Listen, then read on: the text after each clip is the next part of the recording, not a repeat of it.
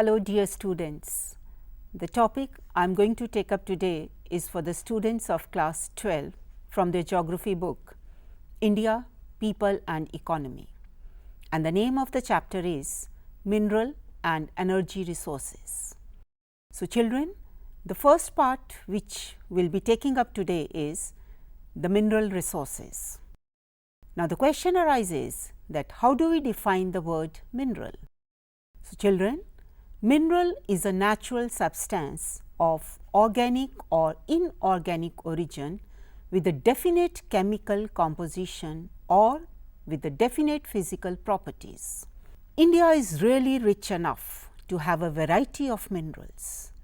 So children, the topics which we have taken up till now, under that, whether that was the population or agriculture or water resources, everywhere we have discussed about the variety of resources India is rich in. So India is also rich in variety of the mineral resources, and the reason being the large size of the country and the diverse geographical formations which have helped India to have the rich resources. Children, as I have right now told you that minerals are unevenly distributed over the different parts of the country. There is inverse relationship in quantity and quality of minerals. Minerals are exhaustible. So when I say exhaustible, so that means once they are used, they are lost forever, and minerals take a long time to develop. Now children, we will be talking about the different types of minerals. All of you must be knowing that we generally talk about one group that is known as metallic minerals and the another group which is known as non-metallic minerals. So what are metallic minerals? You must be knowing that when we talk about the term metallic, so that means the minerals which contain metal, the minerals which are usually hard and have shine, minerals which are generally found in the igneous rocks, and minerals when hit they do not break. And the few examples for the metallic minerals are iron ore, copper, manganese, nickel. Metallic minerals are further divided into two types, ferrous and non-ferrous. Now ferrous minerals are those which have the iron content, and the examples for that are iron ore, manganese, nickel, cobalt.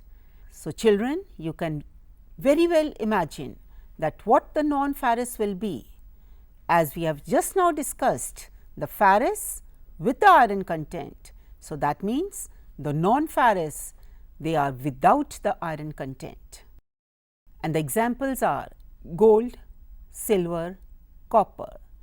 Children, you just correlate that these non-ferrous minerals, they come under the category of metallic, but when we further divide the metallic, they fall under the category of non-ferrous minerals. The second type of the minerals are non-metallic minerals. So as the name suggests, they are non-metallic. So that means the minerals which do not contain metal, they are known as non-metallic minerals. Further, these non-metallic minerals, they do not have luster of their own. As we discussed about the metallic minerals, they have a luster. Moreover, the non-metallic minerals, they are found in the sedimentary rocks. And finally, when we say that the non-metallic minerals, they break into pieces when they are hit. Like the metallic minerals, the non-metallic minerals can further be divided into two types, one organic and number two inorganic. So children, when we talk about organic, as the name suggests that the minerals which contain organic matter, they are known as organic minerals. So you must be knowing that what can be the examples which fall under organic minerals. For example, these minerals, they are obtained from the buried animals or the plant life. Can I know that what minerals will fall under this category? So, I would like to give you the examples coal and petroleum, which are widely used. They are the best examples which fall under the category of organic minerals. Now, we talk about the second type of the non-metallic minerals, that is known as inorganic minerals. So, that means the minerals which do not contain organic matter, for example, mica, limestone, graphite and gypsum, etc. These are the best examples which fall under the category of inorganic minerals. Now, if you look up at your screens, this table shows you that how much rich is India in few minerals, self-sufficient in few minerals and deficient in few minerals. So, this table is self-explanatory with the examples, but I would like to tell you that there are few minerals in which India's position is very strong. For example, uranium and thorium, which are used for the atomic energy. Now, we will be talking about the distribution of minerals. So, as we have already talked about that the distribution of minerals in India is very uneven, and the basic reason for that is the geological formation of the Indian surface. And most of the Indian minerals, they are confined to the three belts. One belt is known as the northeastern plateau, the second southwestern plateau and the third is the northwestern region. So, children, I presume that all these directions you must be knowing, and on your maps you can just clarify that on which side do we find these three belts which are rich in the mineral resources. We will be taking up these belts. Now, first we talk about the northeastern plateau. This is very rich belt and consists of Chota Nagpur plateau, Odisha plateau and the eastern Andhra Pradesh. And the minerals which are basically found in this belt are iron ore, manganese, mica, bauxite, limestone, copper, etc. But children, one question I would like to ask you, that you must be knowing that this part of the country is very rich in iron and steel industry. May I know the reason that why this industry is established in this part? We will be discussing about this in the next chapter, but for the time being, you can keep thinking about the reason of this industry being set up in this part of the country, which is very rich in minerals, and that is known as the northeastern plateau. There are few more areas which fall under this belt, that is the Damodar Valley and Chhattisgarh, which are very rich in the coal deposits. One more question to you children, that when we talk about coal, the coal is the only mineral which is known as a raw material as well as a source of energy. So, I would like to ask you, under which industries do we use this coal as a raw material? And most of the iron and steel plants which we will be discussing about in the next chapter will fall under this belt of the minerals only. Now, the second belt, that is known as the southwestern plateau. Now, the southwestern plateau, when we talk about the western part of the country and of course, the southern part attached to that. So, that means this plateau extends up to the Karnataka plateau, and this belt lacks in the coal deposits, but is very rich in few metallic minerals, for example, iron ore, manganese and bauxite, etc. Now, the third region when we take up, that is the northwestern region. So, that is especially we talk about the Gujarat and the Rajasthan area. So, this belt consists of the Gulf of Khambat in Gujarat and the Aravalli range in Rajasthan. The area is very rich in the petroleum and the natural gas deposits. And you must be knowing children, there is a Sambar lake in the area of Rajasthan which is known for the salt deposits. Now, we take up few metallic minerals. The first which we are going to take up is iron ore.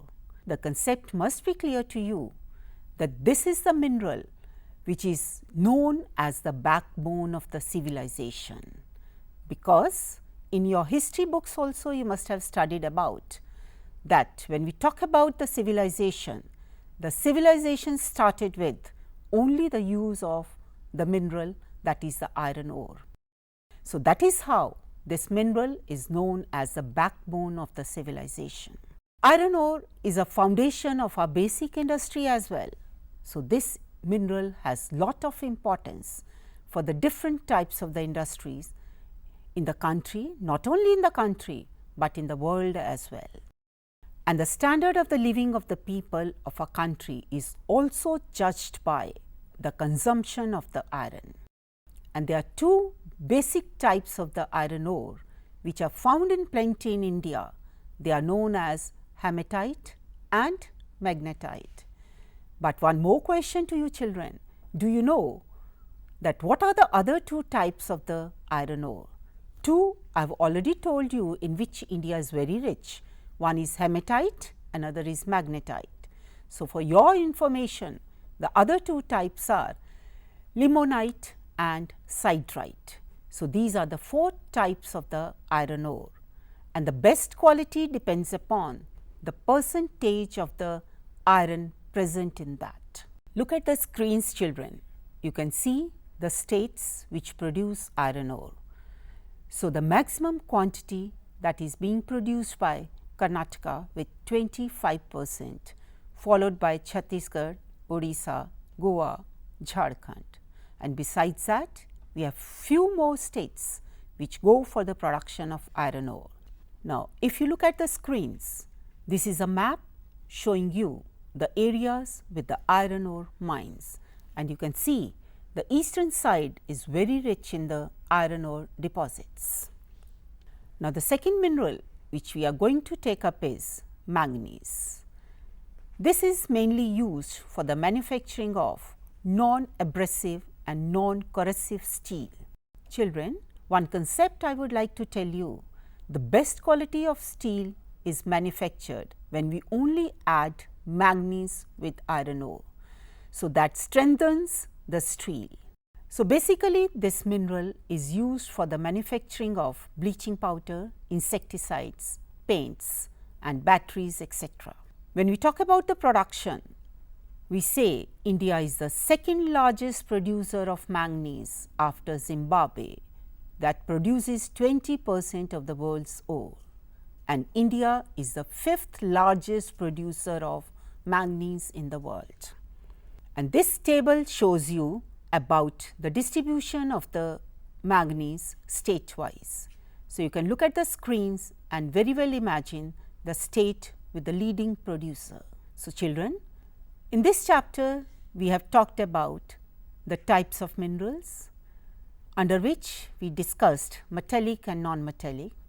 Metallic and non-metallic are further divided into two types: ferrous, non-ferrous, organic, inorganic, and we could only take up the two metallic minerals, that is iron ore and manganese.